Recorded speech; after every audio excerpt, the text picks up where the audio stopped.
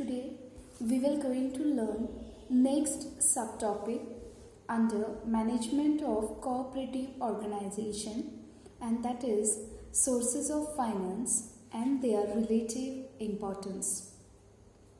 The management of the society has to raise necessary capital at most economical cost.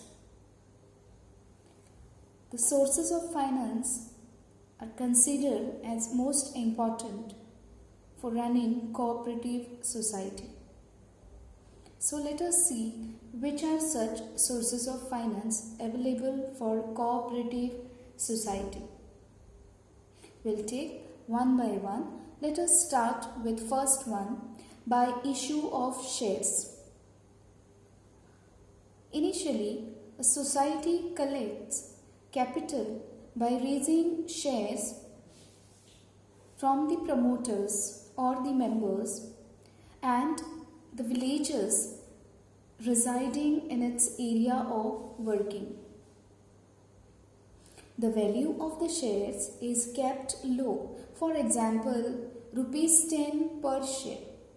And why the value of the shares kept low? Because this enable poor villagers to become a member of a proposed society.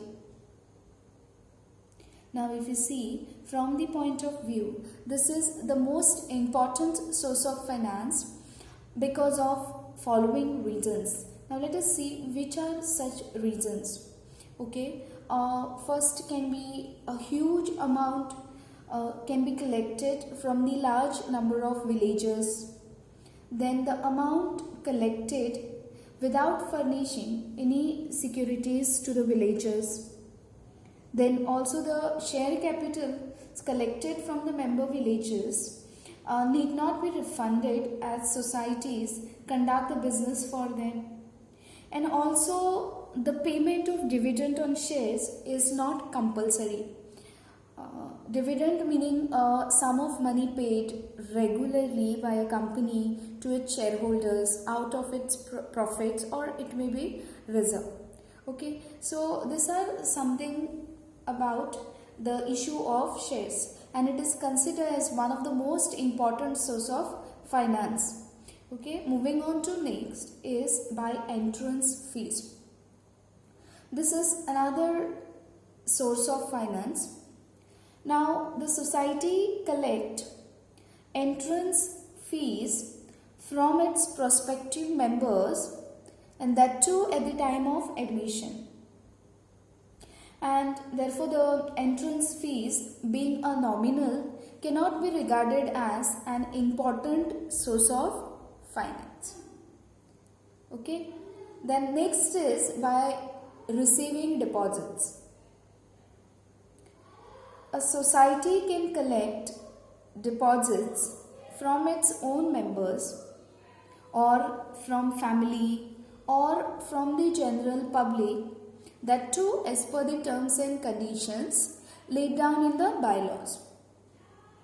Now most of this society could not collect sufficient deposits from the members and the general public, maybe because of keen competition prevailing between commercial banks and cooperative societies to attract deposits. So this is another source of finance, is by way of receiving deposits. Moving on to next is source of finance by raising loans. A society can raise its finance by issuing debentures and bonds. Right? The debentures and bonds are to be issued as per the conditions prescribed by the Registrar of Cooperative Societies. But remember one thing here, society must be authorized to issue debentures by its bylaws. And also society can take loan from the different financial institutions, such as we have State Bank of India, then commercial banks, then LIC of India, the National Cooperative Development Corporation, that is also called as, in short, NCDC. Then National Bank for Agriculture and Rural Development. Then we have Loan from Government Agricultural Refinance and Development Cooperatives. So this is another source of finance, is by way of raising loans.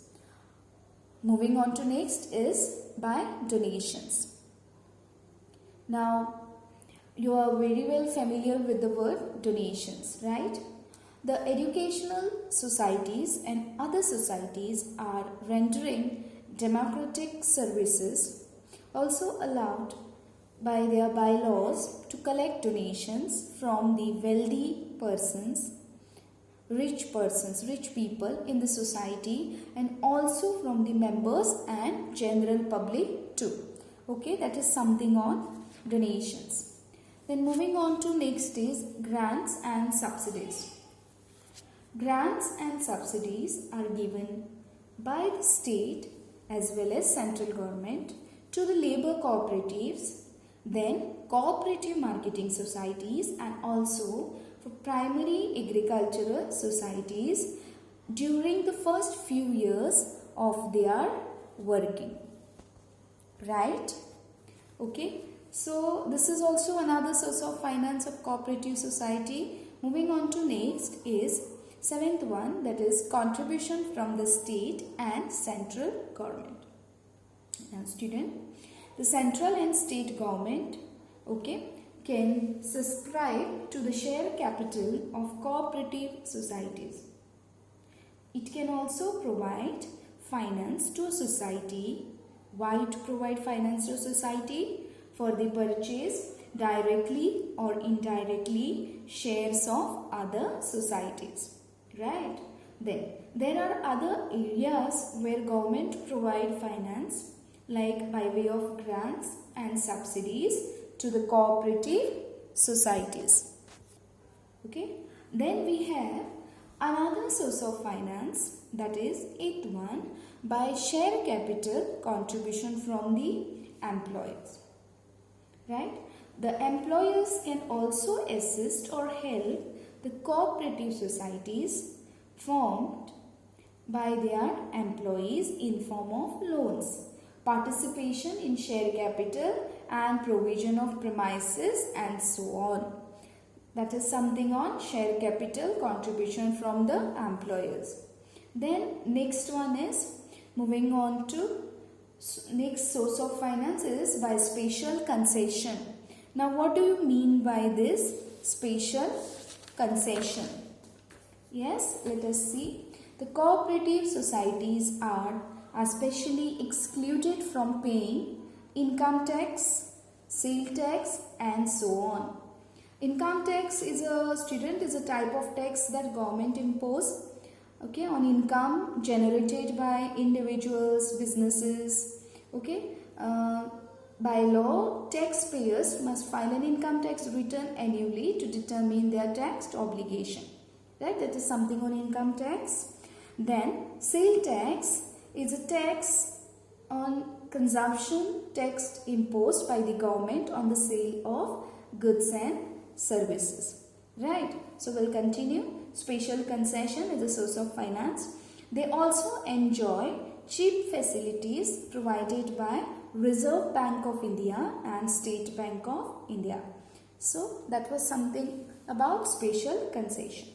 Moving on to the 10th source of finance, that is internal finance, which is another most and best source of finance. This is source of finance where the society should not distribute entire profit amongst the members. Right? Instead of that, distributing entire profit to the members, society may retain some profit in form of general reserves, depreciation, and reserve fund. Now, general reserves is the amount kept aside from the profit earned by the company during its normal course of the operation, okay, which they may be needed for future purpose, right? Okay, and depreciation means your student very well familiar with the word. The reduction in the value of assets over the time due to particular wear and tear. Right? And reserve fund is the amount kept aside by an individual or businesses to meet any future cost or financial obligations suddenly arising out due to unexpected events. In near future, when any emergency comes, one can utilize the reserve funds, right? So now internal finance, as I said, is the best source of finance, and these reserves can be made available to the society at the time of requirement. And if the society has created reserve, it can maintain general solvency and credit of society. This helps the society to take loans easily. Okay, so that's why this is the most important and best source of finance is internal finance. Right? Student will just recap of the sources of finance. I said by issue of shares, the first source of finance, then by entrance fees, by receiving deposits, then by raising loans, also by donations, then grants and subsidies, then contribution from the state and central government, by share capital contribution from the employers, then by special concession, and last is internal finance. Let's conclude. In a cooperative society, the efficiency of the management is very important. It is needed to convert the disorganized resources of men, machines, money, and material into useful and effective enterprise. Without effective management, resources are likely to be wasted. Therefore, in a cooperative society, proper management is necessary to direct, coordinate and integrate the activities and matters of cooperative organization, and therefore sources of finance and their relative importance are must.